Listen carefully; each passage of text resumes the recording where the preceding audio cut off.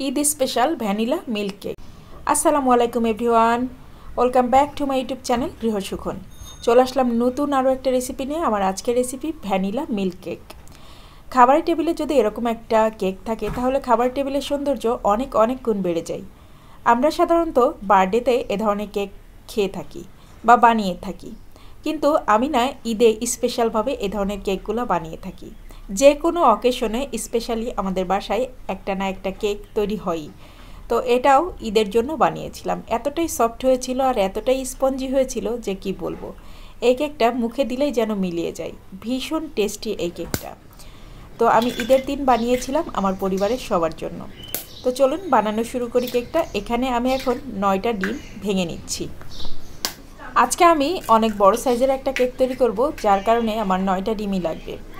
এখানে আমি 9টা ডিম ভেঙে নিয়েছি আর তার মধ্যে দিয়ে দিচ্ছি মেজারমেন্ট কাপের 1 কাপ পরিমাণ লাল চিনি। আমি এখানে লাল চিনিটা ইউজ করেছি, আপনারা চাইলে এখানে যে কোনো ধরনের চিনি ব্যবহার করতে পারেন।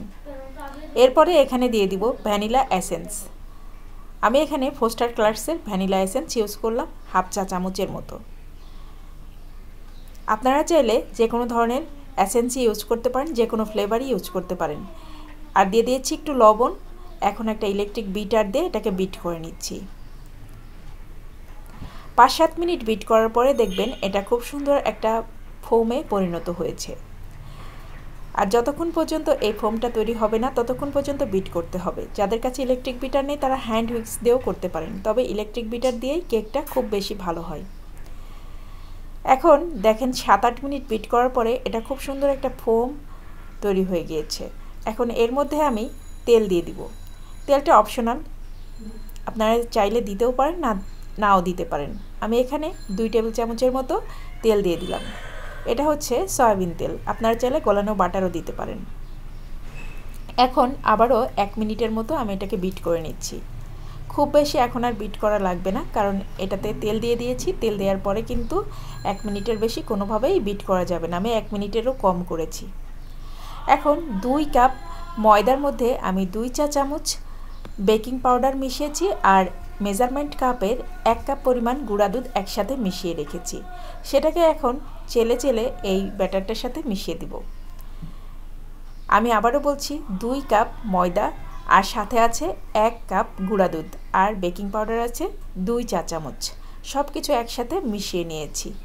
মিশিয়ে নিয়ে এখন এটা আমি অল্প অল্প করে চেলে চেলে এই ব্যাটারটার সাথে মিশিয়ে নিব এবং কেকের একটা স্মুথ ব্যাটার তৈরি করব। ডিমের ফোমের সাথে আমরা যখন এই শুকনো উপকরণগুলো মিশাবো তখন কিন্তু খুবই আস্তে আস্তে এই কাজটা করতে হবে এবং অল্প অল্প করে ব্যাটারের সাথে মেশাতে হবে। এটাকে বলা হয় শুকনো উপকরণগুলোকে এই যে ফোমের সাথে ফোল্ড করা। এটাকে কিন্তু এইরকম আলতোভাবে আস্তে আস্তে মেশাতে হবে। আমি একেবারে আপনাদেরকে নিখুঁতভাবে দেখিয়ে দিচ্ছি যে আমি কিভাবে এটাকে মিশিয়েছি। এটা যদি আপনারা দ্রুত মেশান তাহলে কি হবে জানেন তো? তাহলে হচ্ছে এই ফোমটা বসে যাবে আর আপনার কেকটা মোটেও ভালো হবে না, চুপসে যাবে। দেখেন আমার পুরাপুরি সবগুলা শুকনো উপকরণ মেশানো হয়ে গিয়েছে আর আমার ফোমটা কিন্তু একটুও চুপসে যায়নি। খুব সুন্দর একটা কেকের স্মুথ ব্যাটার তৈরি হয়েছে। এখন আমি আগে থেকে ওভেনটাকে 180 ডিগ্রি সেলসিয়াস তাপমাত্রায় প্রিহিট করে রেখেছি 10 মিনিটের জন্য। আর সেটার মধ্যে এখন এই কেকের ব্যাটারটা দিয়ে দিব। একটা মোল্ড নিয়েছি আর সেটাতে অয়েল ব্রাশ করে নিয়ে তাতে একটা পেপার বিছিয়ে দিয়েছি। আপনারা অবশ্যই এখানে বাটার পেপারটা দেওয়ার চেষ্টা করবেন। আমি এখানে খাতার যেই পেপারগুলো আছে সেগুলোই দিয়েছি, বাট বাটার পেপার দিলে খুব বেশি ভালো হয় এবং সহজে মোল্ড আউট হয়ে যায়।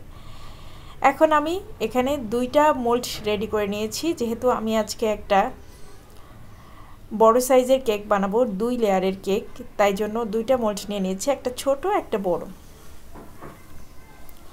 এই কেকটা খেতে এত মজা হয়েছিল যে কি বলবো, মানে মুখে দিলে মিলে যায়। আর এর স্বাদটা যে এত ভালো এসেছিল আসলে বলার ভাষা নেই।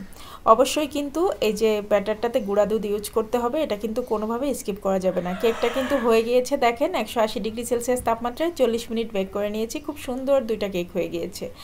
এখন এই কেকটাকে আমি অবশ্য গরম অবস্থাতে মোল্ড আউট করতে চাই। কেকটা একটু সাইড থেকে ভেঙে গিয়েছে, সমস্যা নেই, আমি এটাকে কেটে নিব। তো এখন মাছ বরাবর আমি কেকটাকে কেটে নিলাম। আর দেখেন কতটা ফ্লাফি আর কতটা সফট হয়েছে কেকটা, সেই রকম ফ্লাফি আর সফট হয়েছে। এখন আমি এই কেকটাকে ডেকোরেশন করে নিব।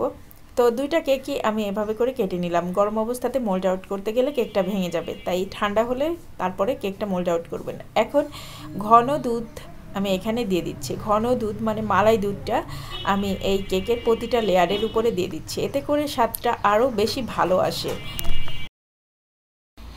এই কেকটা খেতে খুব মজা হয়, কারণ এটা মিল্ক কেক, এজন্য বেশি মজা হয়। আর তাছাড়াও এটা ভ্যানিলা ফ্লেভার, আমার কাছে ভ্যানিলা ফ্লেভার আর অরেঞ্জ ফ্লেভার সব থেকে বেশি ভালো লাগে। এখন আমি আগে থেকে হুইপ ক্রিমটাকে বিট করে নিয়েছিলাম, আর হুইপ ক্রিমটাকে কীভাবে বিট করতে হয় সেটা আমি বলে দিচ্ছি। হুইপ ক্রিমটা একেবারে ঠান্ডা অবস্থাতেই বিট করতে হবে, বরফ বরফ থাকা অবস্থাতেই। এই যে ইলেকট্রিক বিটার আছে ওই বিটার দিয়ে বিট করে নিলে এরকম ফোম তৈরি হয়ে যাবে। আর হুইপ ক্রিমের মধ্যে একটু গুঁড়া দুধ মিশিয়ে দিবেন, এতে করে খুব সুন্দর মতো হুইপ ক্রিমটা মানে ঠিক থাকবে, গলে যাবে না, আর খুব সুন্দর টেস্টও আসে।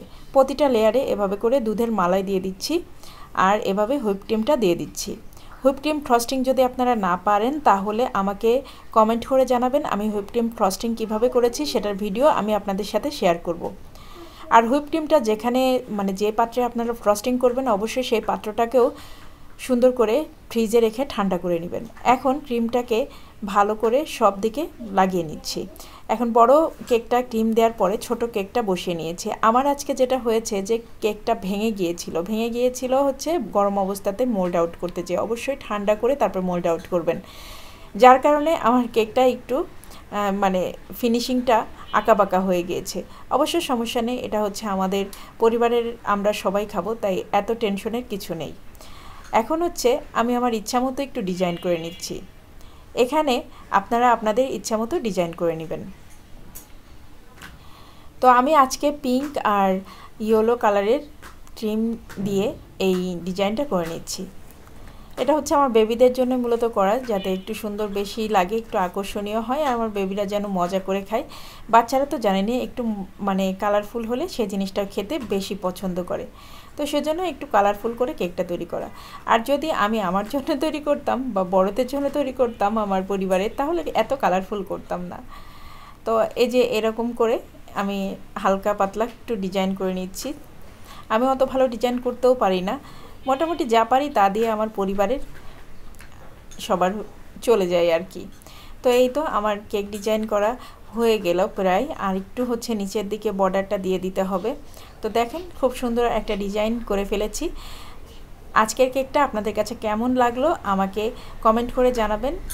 আজকের ভিডিওটা ভালো লাগলে অবশ্যই সুন্দর একটা কমেন্ট করবেন, আর আমার চ্যানেলটা সাবস্ক্রাইব করে দিবেন। আপনাদের সুন্দর সুন্দর কমেন্ট পড়তে আমার অনেক বেশি ভালো লাগে, আর ভিডিও তৈরি করার আগ্রহটা অনেক অনেক গুণ বেড়ে যায়। আর দেখতেই পাচ্ছেন খাবারের টেবিলে যদি এরকম একটা কেক থাকে তাহলে খাবারের টেবিলের সৌন্দর্য আরও 10 গুণ বেড়ে যায়। আর আমার পরিবারের সবাই আমার হাতের কেক খেতে খুব পছন্দ করে, আর বিশেষ করে অরেঞ্জ কেক আর মিল্ক ফ্লেভারের ভ্যানিলা কেকটা খেতে সবচেয়ে বেশি পছন্দ করে।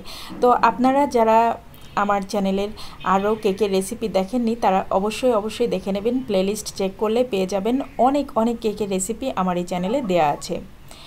ভীষণ মজার কেকের রেসিপি দেওয়া আছে। আর আমার সবচেয়ে প্রিয় কেক হচ্ছে অরেঞ্জ কেক, আর অরেঞ্জ কেকের অনেক সুন্দর সুন্দর রেসিপি আমার এই চ্যানেলে আপনারা পেয়ে যাবেন।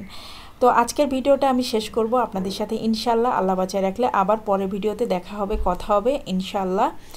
তো এই যে দেখেন কেকটা আপনাদেরকে একটু কেটেও দেখাই, দেখেন কতটা সফট হয়েছে, ভীষণ সফট একটা কেক, মুখে দিলেই যেন মিলিয়ে যায়। তো এই যে দেখেন একদম সফট স্পঞ্জি একটা কেক, মানে এত ইয়াম্মি হয়েছে কেকটা যে বলে বোঝাতে পারবো না।